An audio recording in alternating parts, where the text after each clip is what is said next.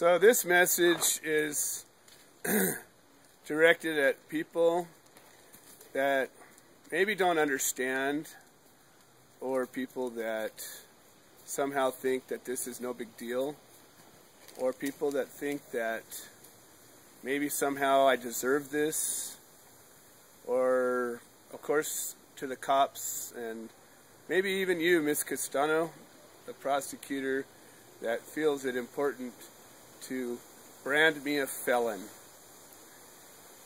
I want you to understand what it is that you're actually doing, what you've done, and maybe reconsider. So here's what happens when you get raided. If you happen to be at your collective when it's happening, you'll look up in the cameras, and all of a sudden you'll see a cop car or a couple of guys will jump out in black suits, and they'll bust your door. They'll come in and say police, and they'll be yelling, and guys will come up, and all of a sudden you'll see the cameras start going black, and you're probably in one of the back rooms, or maybe you're in one of the front rooms.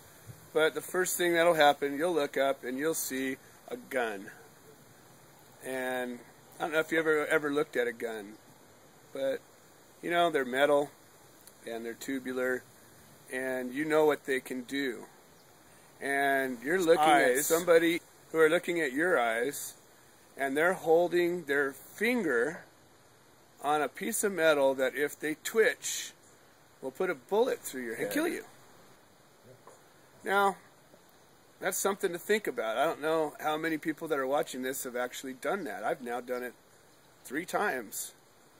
And it's really terrible. Your body goes into some sort of a defensive mode, and it happens different. Every time it happened to me, my body did different things. But the reality is there's something inside of you that knows that you could die in a second for no good reason. And it's stress, it's trauma, it's you know, PTSD, whatever you want to call it.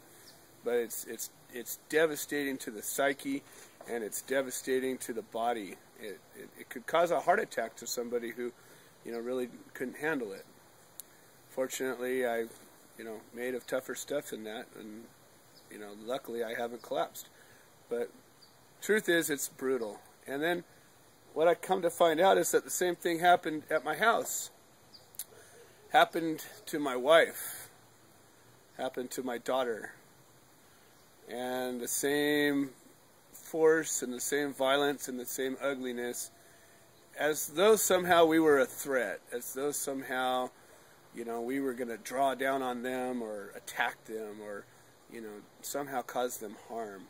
And I understand the use of overwhelming force to get your point across or whatever, but you know what the reality is? If you were to call up one morning and say, hey, we're coming in tomorrow, need you to clear out, or need you to come into the office, we're going to charge you, chances are most of us would do what you said. You don't need these tactics. So then you get tied up. You get your handcuffs put on you. I don't know how many people that are watching this have ever had handcuffs put on you. Hands behind your back. You've all heard it, seen it in the police shows. Hands behind your back, and then all of a sudden, click, cold steel goes on your hands. Well, you know, unless you're into the kinky stuff, even if you are, most of those handcuffs are breakaway. There comes a point after a few minutes of that where you really start getting, you react to it. Your body doesn't like to be restrained like that, and so, you know, you'll start itching, or you'll have a pain, or what a lot of people that these things happen to are sick and hurt individuals to begin with. And so now you're restrained, now you're bound, okay? And then they ask you a bunch of questions, and hopefully you've got the sense enough to keep your mouth shut. But they use all kinds of tactics. They use tactics where they lie to you constantly. Yeah, you know, cops that are listening, you know, you lie to us to get us to say things, to get us to do things that you want. And that's part of law enforcement I never understood. It's okay to mislead people. It's okay to commit a moral crime and even a criminal act upon us to prove your point, or to take us down. And somehow this is, you know, just. And so that's what's happening. Interrogations will go on for hours. I know of people that have been interrogated for 8 or 10 hours with the hopes of giving up your main guy or whatever it is that they're trying to accomplish. And then, in my case, I got hauled off to jail.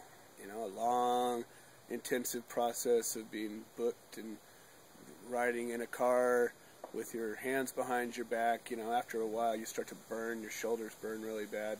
My wife's case, she was held outside on a chair for hours. Well, our place, this place that you see behind us, a botanical garden, a nursery, a place of harmony and peace. You know, when you drive into my place, you're greeted by 2 angels and a sign that says, "Peace to all that enter." And what I mean by that is, except for violent assholes who want to rob us of our liberty, I don't mean peace to you. The rest of us, please, enter with peace.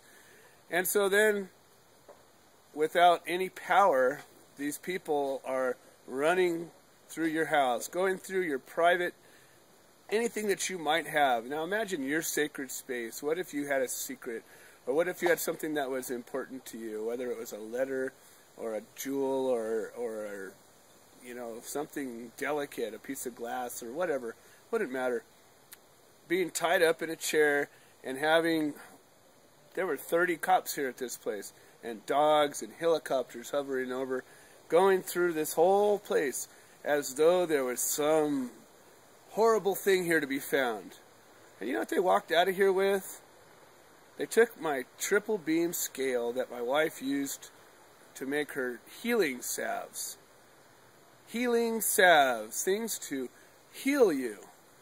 And she weighs out herbs, and she weighs out beeswax, and she makes the proportions for the salves right with this little triple beam scale.